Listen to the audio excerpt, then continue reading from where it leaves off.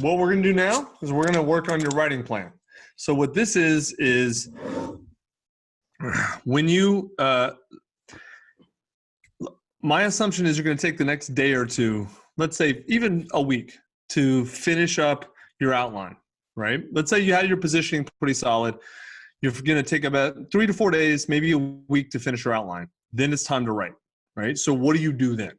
How do you write? Like, how exactly do you sit down to write? That's what I'm going to teach you right now, okay? Whoops. All right, first, most people think writing is driven by passion. I like passion a lot. Passion might get you started, but passion is not going to be the main fuel. If you rely on passion to do your writing, you're going to fail. And I don't mean that judgmentally. I just mean like practically it's not going to work. So how do you avoid the pitfalls of passion-based writing? Pretty simple. You make a plan and you create accountability to ensure you follow that plan. That's what we're going to do right now. We're going to create your writing plan, okay? So like I told you already, open up the writing plan doc.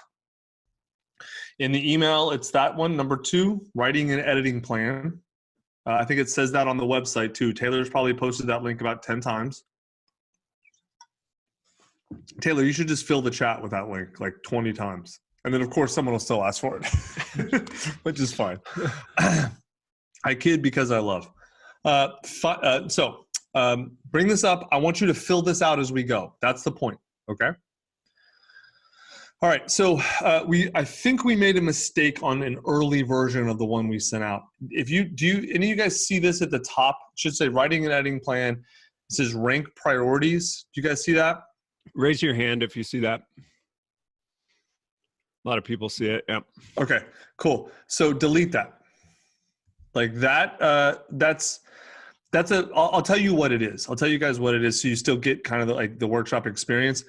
In the workshop, what we do is we tell people, rank the priorities for projects in your life. And then we tell them, family's not a project, that's permanent. Work's not a project, that's permanent. Although this was pre-coronavirus. So, we tell them to rank the projects and then that's it. And then I say, okay, raise your hand if book is not one of the top 3. And then most people book somewhere in the top 3, but then there's always 1 or 2 who are like, oh, I didn't know if we were supposed to put that, or I hadn't even thought of that.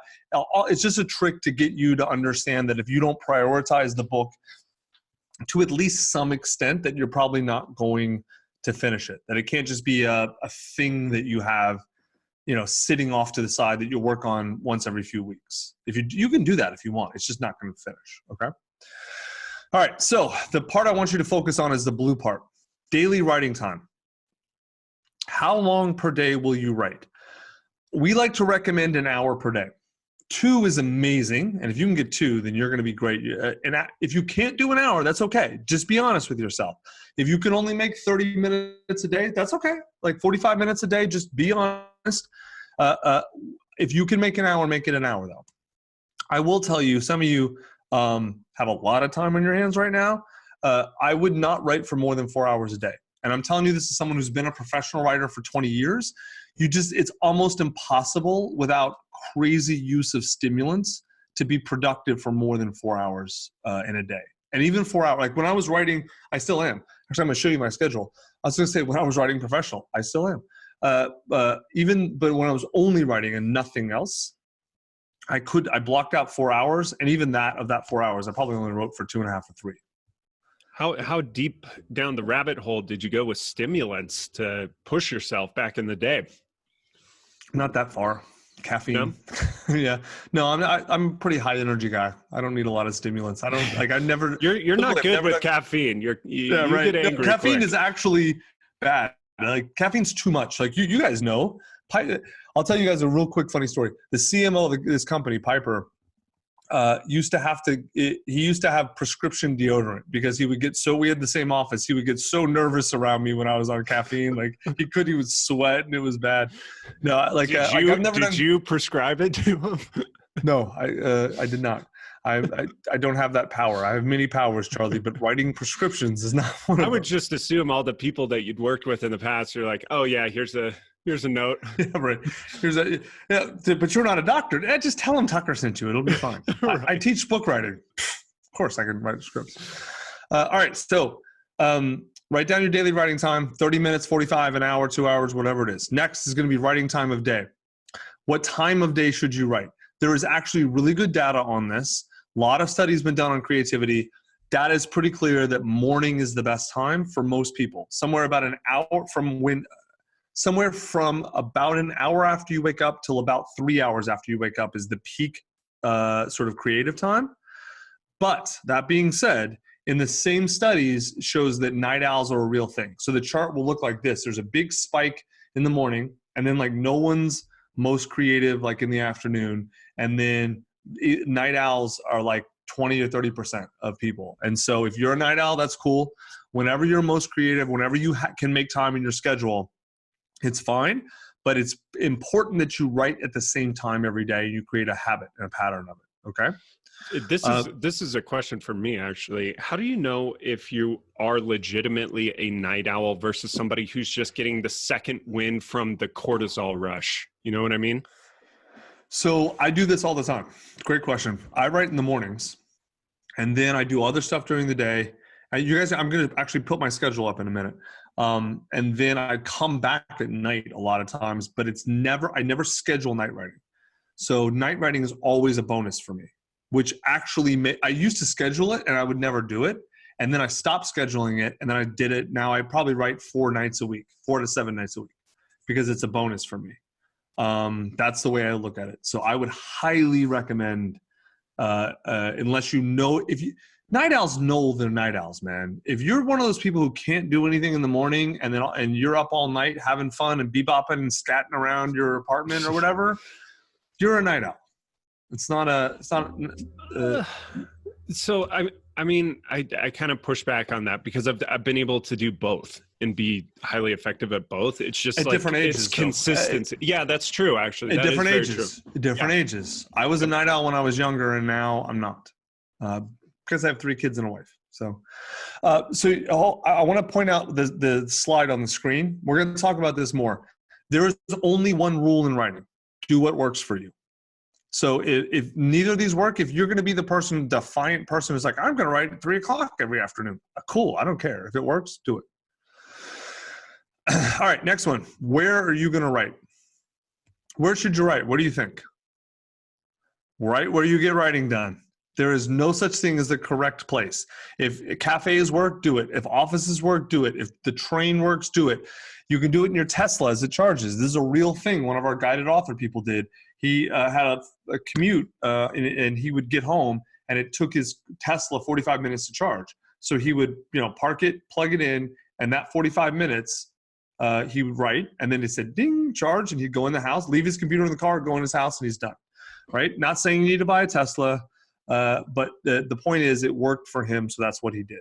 Wherever writing works for you, do it. But again, pick a time, pick a place, right? Because if you just, I'll just let it, I'll leave it to the gods to decide, you aren't going to get this done. So write it down. David Allison had a good comment. My favorite writing hack, which a lot of big authors do, rent a hotel room or a cheap hotel room in your own city, removes all sources of distraction. I've heard of authors getting on flights for that reason. Yeah, we had several people in Guided Author who took trips and got cranked 25,000 words out in a long weekend. But I would not recommend this as the habit that Tucker's trying to teach.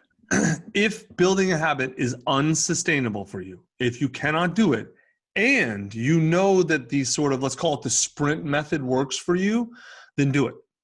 But if you plan on sprint method and do not build a habit and you don't make sprint work, you're fucked.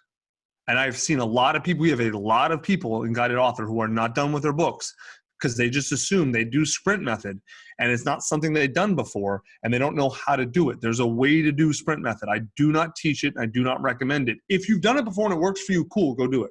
I'm not, don't come back on in a few months being like, well, Tucker said I couldn't do it, but I made it work. It can work. It's just not what I would recommend. All right, next one, word quota. So this is one of those weird things. Remember early this morning, it seems like years ago, before Zoom crashed, Danessa and some other people were talking about 250. Okay. The question is, how many words per day is your quota? Taylor, Mark, I need to change the slide. Not how many words per day should you write. How many words per day is your quota? We recommend your quota is 250 words per day. Does that seem low to you or high? Probably seems low. If you're like everyone else who's ever been in this workshop, it's like, oh, it seems so low. You're right, it is low, except until you do the math. At 250 words a day, you can write a 120-page book in 4 months. That's for most of you, 120 pages is a really good sized book. That's probably where you're gonna finish, right? And I want to check in to make sure everybody can do this amount. Do you believe you can crank out 250 words per day? Because that is the question. Move your thing. Show them what it is. Like, look at that slide. That slide is a full Microsoft Word or Google Docs page. It's barely more than half that page. Good. 88% of you think you can. I like how no one said probably not. That's great. You can't do 250 a day.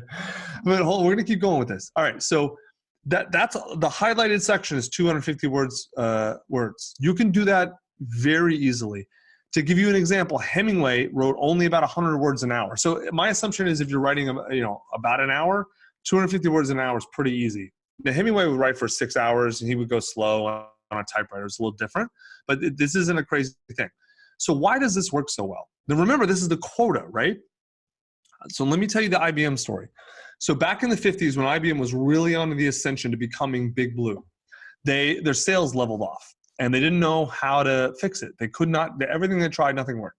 So they hired a consulting firm, and the consulting firm came in, talked to every salesperson, talked to everyone in the company, and they figured out the solution. So they went to the CEO and they said, you need to cut your sales quotas by 90%. And the CEO's like, what the hell are you talking about? I want to increase sales, not decrease it. This doesn't make sense. And the consultant said, yeah, no, I know. We've talked to every salesperson in your company. This is going to work. And the CEO's like, no, explain this to me. And so they say, well, here's what happens. Your quotas are so high that within the first week, every salesperson knows whether or not they're going to hit them. And so if they're not, they push all of their sales to the next month. So you're getting this huge lags and delays. But if you reduce the quotas by 90%, then all salespeople will hit their quotas really easily and quickly. And then build in incentives for going over quota. And you're going to get your best people working super hard. You'll see who the 10% who aren't good are. You cut them and you'll be off to the races. CEO thought it was genius, implemented it, and that's how IBM became IBM. They're not that great anymore, but for about 40 years, they were the blue chip stock in America. That's how. Same principle. If I told you need to write 500 or 1,000 words a day, you'd be like, oh God. And then you're like, it's so much, and you'd miss a lot of days. But 250 is so low. It's like you can do that with your phone on the toilet almost, right? And so every day you're going to show up and do the work. And most days you're going to get way more than 250, right? By the way, 250 is the quota, not the maximum. We had one guy who after 2 days, he's like, man, everything's going great, but I feel like I could write more than 250 a day. It's like, yes, write as much as you can. And that's just the quota, right? So here's a good example. All these screenshots are from the private guided author Facebook group. Doug Foley says, write 250 words per day. It works. I was working through chapter 4, struggling about repeating myself and tempted to go back to other chapters and thought, no, I just committed to getting 250 no matter what. 1,700 words later, I have what might be one of my best chapters yet. Stick to the process, just like all the authors told you this morning. Here's the thing. Let's say you schedule an hour, right? Even if you can't get your hour, you can always get 250. There's a great quote about this. Veronica, 260 words, thought hard about taking today off, but that damn word count threshold is so low, I just couldn't let myself do it. Even if you can only get 15 minutes in, you can get 260 words in 250 words in 15 minutes. Hey, Tucker, I got a lot of questions popping up about how research fits into this daily quota, this habit. You want to jump on that now? No.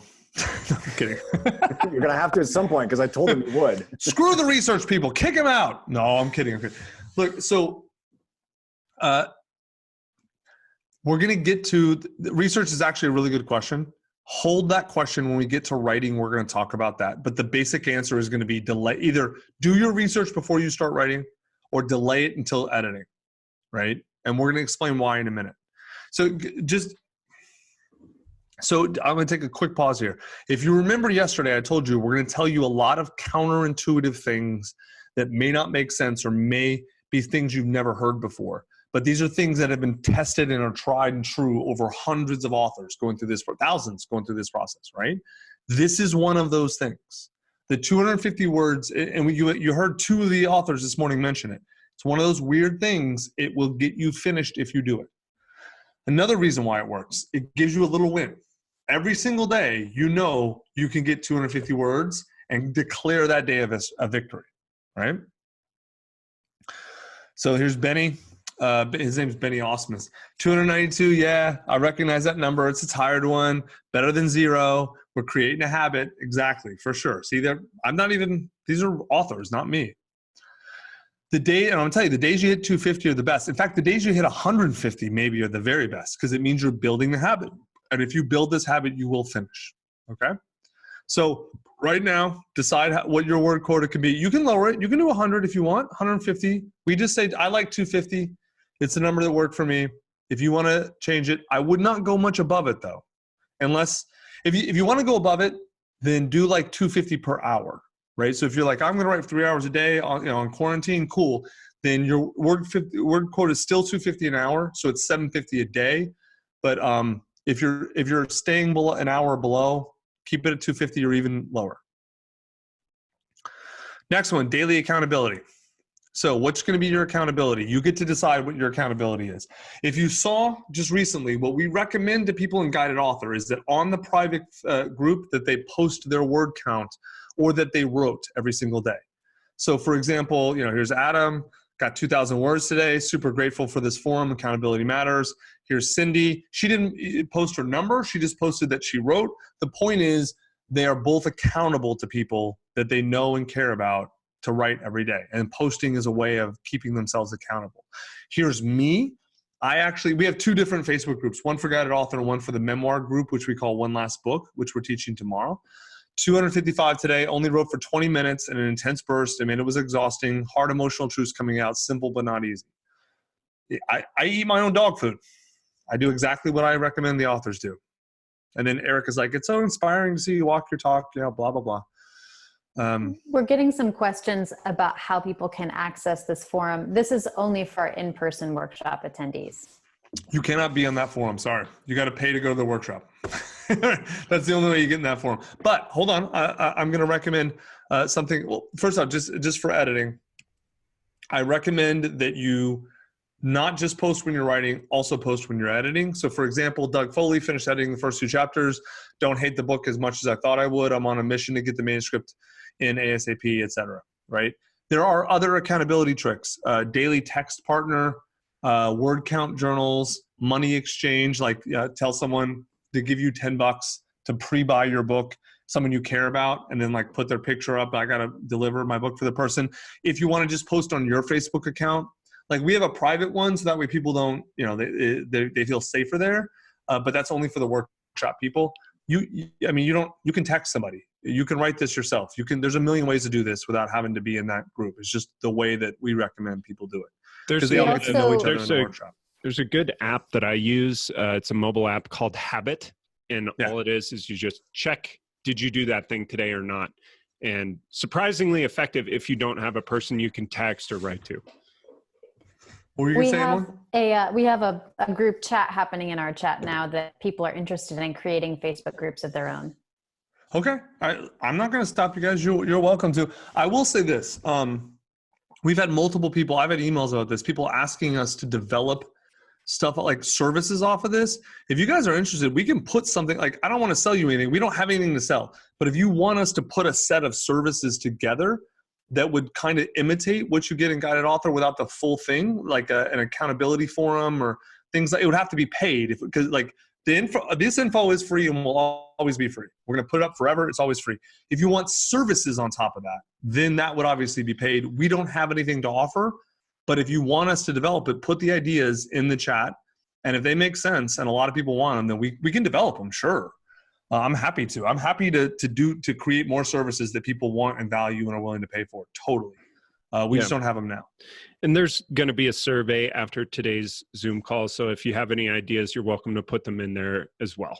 to ensure. Right. But of course, you don't need us for this. If you guys want to all create your own group chats or whatever, I'm cool with that too. Like, you're more than welcome to.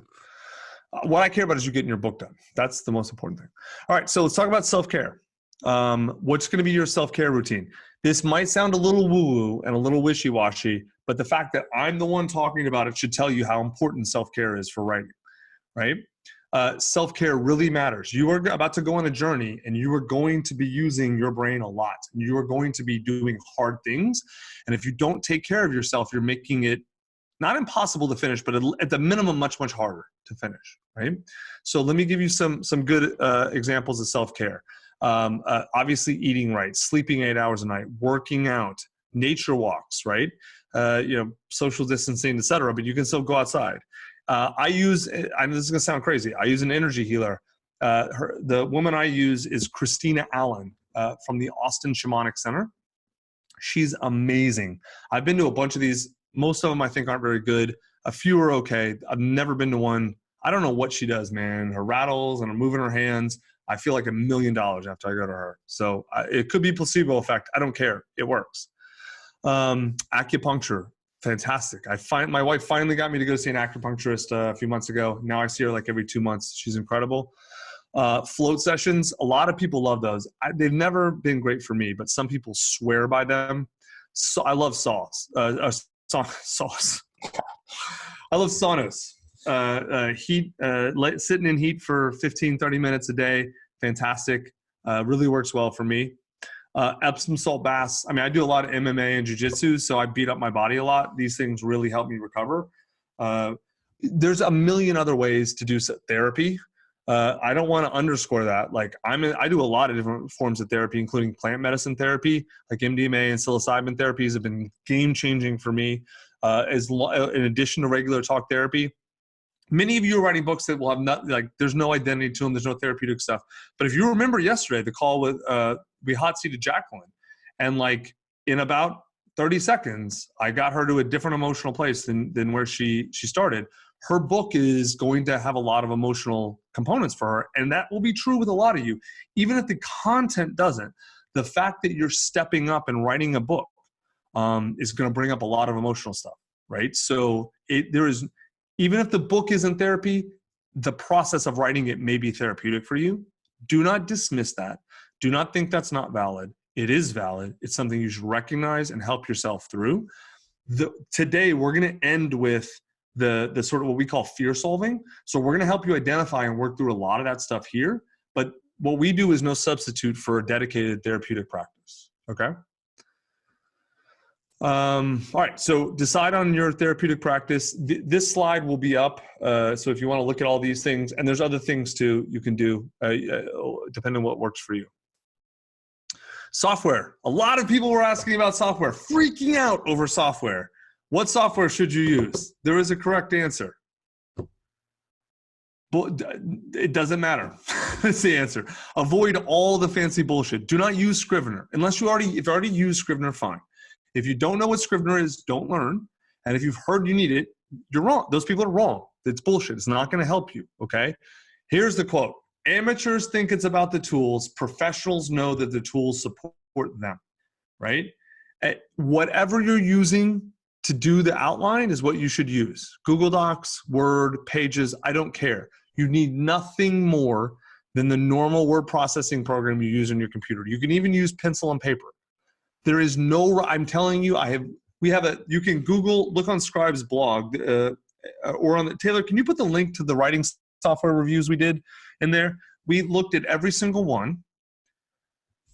I'm not going to say that they're all garbage, because there are definitely some novelists who use Scrivener and love it. So like, I found it endlessly, needlessly complex. And most people I know professional writers even, who don't use any writing software because it's just not necessary.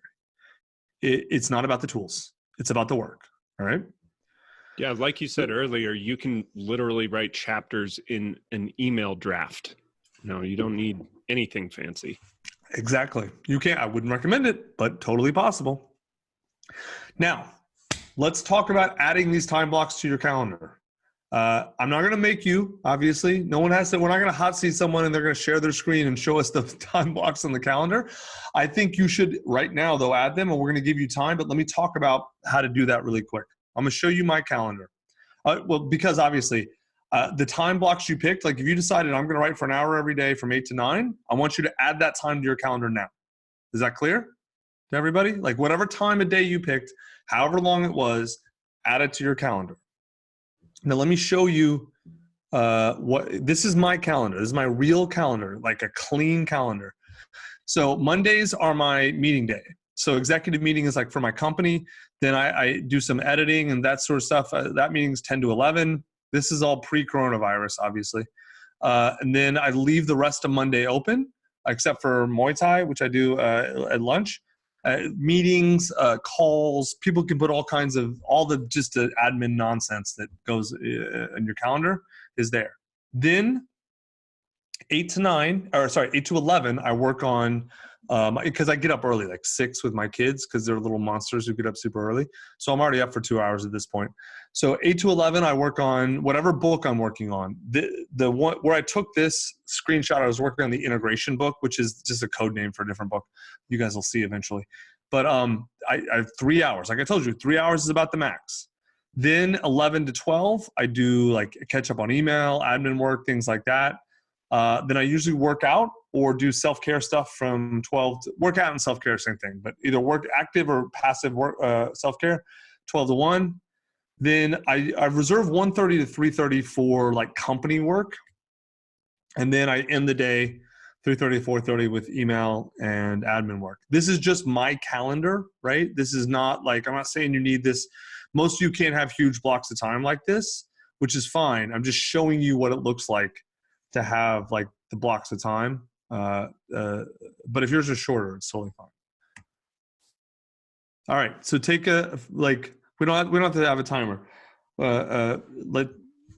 Do people need more time putting blocks if you need more time putting blocks of time in your calendar, let us know in the chat and we can. And everybody knows how to do recurring events, right? Like within Google Calendar. If you can't, there's this cool website called Google where you can find the information. I did not think to put slides in about that. Well, we've got a little break here. I also want to point out a trick that Esprit posted in the chat, FocusMate, which a lot of our authors have talked about using. This is it's just focusmate.com, I believe, or .org. I think it's .com. You can sign up to get a virtual accountability buddy online and sign up for like an hour-long session or different lengths of sessions. So a lot of people who don't have in-person writing sessions have found that to be a really useful tool. Yeah, so hold on, I haven't used it, Emily. So literally, it's almost like if you and I were on Zoom together, we just sit there and write. Exactly. That's it. Yeah. Yes. And they charge money to literally pair just you a with video somebody. call. Yeah. Oh wow. And it kind of like roulette sets you up with a random person. So if you don't have somebody in your network who's available, you can just jump on that service and get somebody around the world. Yeah. I didn't know that. A lot of people in Guided Author have been finding this is really useful for them. Hey, Tucker, I've had a question come up. Because you're jumping around. I need a timer. We're ready to move, dude. Go ahead, Hal. Because you're jumping around a little bit. I'm not sure if you're going to get to this or not. Do you want to talk about like how people stop and start when they're doing their sort of 250 a day? So like, they want to be able to pick up again and keep going. Is that still coming in the slides? Yes, it is coming. Right, Thank you. It's coming. Before I was rudely interrupted by Charlie's timer. No, I'm kidding. No, that's cool. FocusMate's good. I didn't know about that. I mean, I would never use it, but I could see how it'd be super useful for a lot of people. Look, I'm learning stuff too. All right. Can you take one day off a week? What do you guys think? Yes. No. Yes. If God rested on the seventh day, so can you. Look, honestly, this is one of those do whatever works for you. If you want to write 7 days a week, do it. I only write 6 days a week. So, and a lot of people do 5, just, weekdays. What if you miss a day? What should you do? Fall into a shame spiral, obviously, right? No, if you miss a day, forgive yourself and move on. It's totally fine. It happens, especially nowadays. Like you guys, You could see our two workshop Facebook groups. Like Guided Author group was averaging 20 to 30 posts a day from people, probably more actually, who were using posts as accountability. And we're probably down to 5 right now, if not less, because I get it. Like there's a lot of stress, a lot of things going on. I get it. No big deal. If you miss a week or whatever, just forgive yourself and move on. Don't beat yourself up. Just come back. All right, next on that worksheet, you probably do. You see this green thing? Just delete it. Like it's an exercise we put people through in Guided Author. It's just about finding a pub date. But honestly, it boils down to almost everyone. It's about 4 months writing, 4 months editing, 4 months publishing. That's the average, right? So it's about a year from now. You can accelerate that timeline substantially. So that is not the only way to do it. The reason we're not going to run you through this exercise is because it's designed around people who are paying for the editing and publishing service with us. And with you guys, it would be just so all over the place because it would depend on a million different factors. So it just wouldn't be a useful exercise for the webinar. Same with this, editing and publishing. But if you think 4 months a piece, then that's a year. So a year is very realistic, although, again, you can do it much, much faster. And we'll talk about that later. Yes. Tucker, why does publishing take 4 months? Well, that's only working with us. Mm-hmm. So because our process takes 4 months, it can take less or it can take longer. It just depends. Our process tends to take 4 months because if you care about why our process takes that long, go fill out the book a consult thing on our site. You can talk to Ricky and she'll run you through all the details. Now, this is the yellow thing on the doc. You can use. I would actually recommend it. So we like to tell people to announce that they're writing their book, right?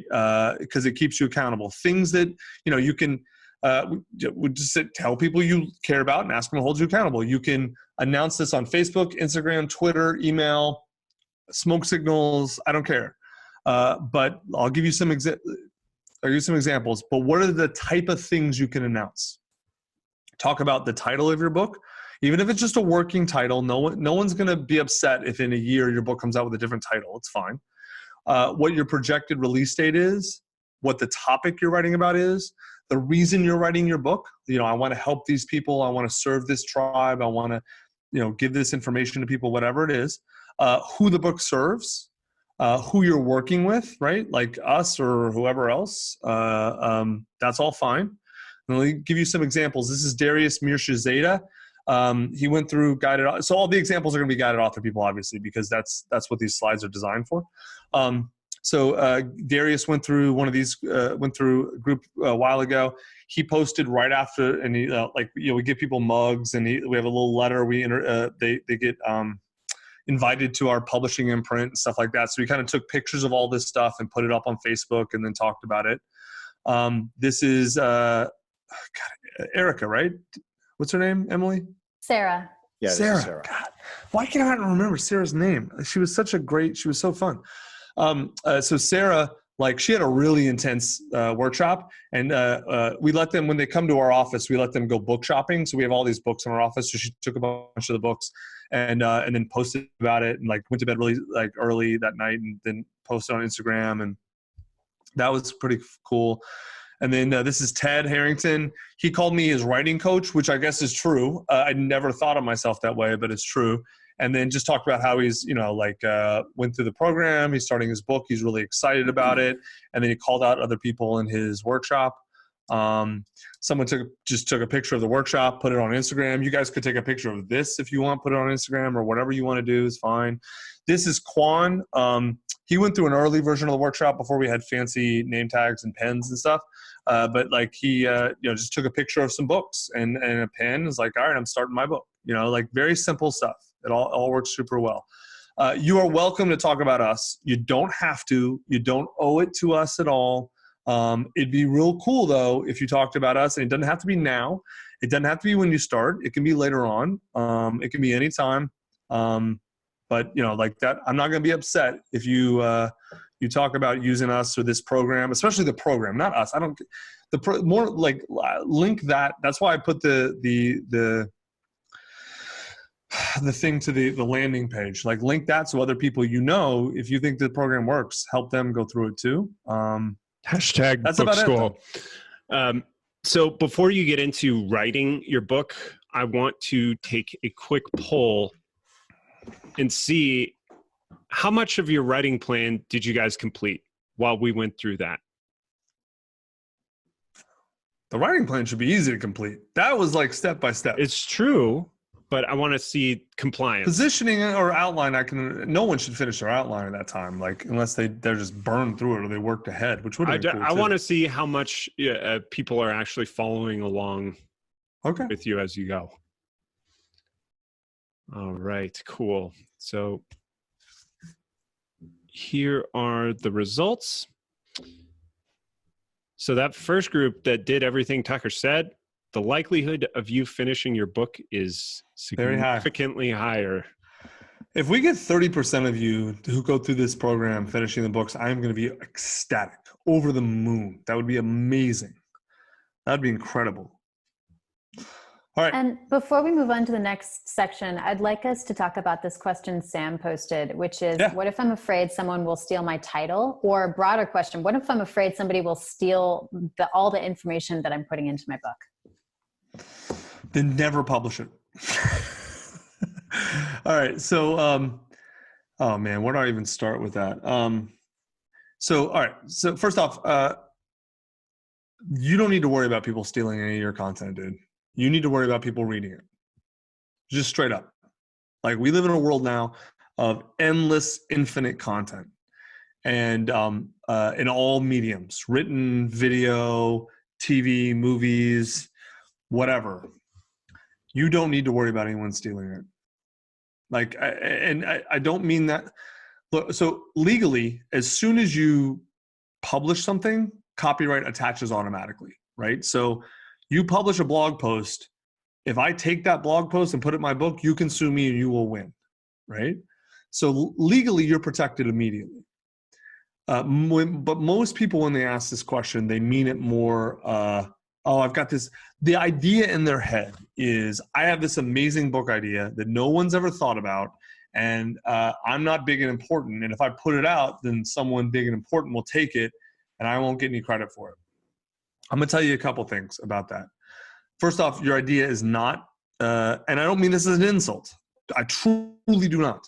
But your idea is not so amazing and it's never been thought of. It probably has been thought of many, many times. It's probably already been done in some form. And if it is so amazing no one's thought about it, then you're going to have to bust your ass to cram it down people's throats, because no one will believe it or care about it.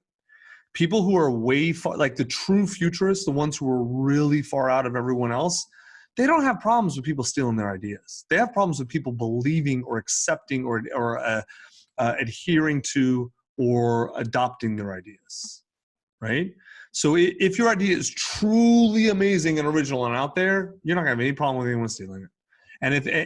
But chances are it's not at all original, or super far out there.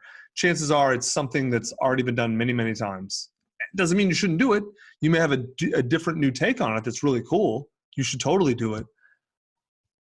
But in 20 years of working in books, nearly 20 years, I have a real hard time thinking of anyone who had an amazing new idea that they had to worry about being stolen. But I have a million examples of people who have amazing ideas who couldn't get attention for. That's just 20 years of experience, though. Any other questions that we should answer now? Yeah, I got somebody who says, can I write 2 chapters a week? Sure. You can write whatever you want. Yeah. Like, all right, let's save these for Q&A. Yes, write 8 chapters a week. I don't care. If you can, your book's short and you can go fast, do it.